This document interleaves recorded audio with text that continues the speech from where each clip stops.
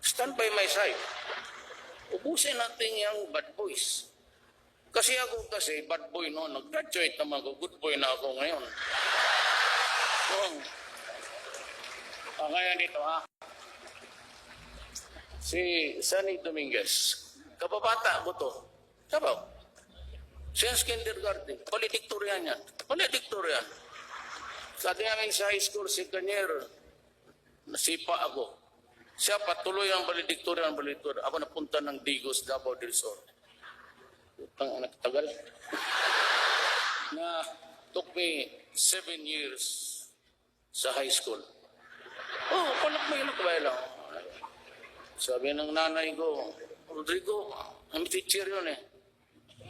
Wala ka nag-ipag-asa kasi 75, 70. Tumatama na yan. Basta makaakyat lang, parang hagdanan niya eh.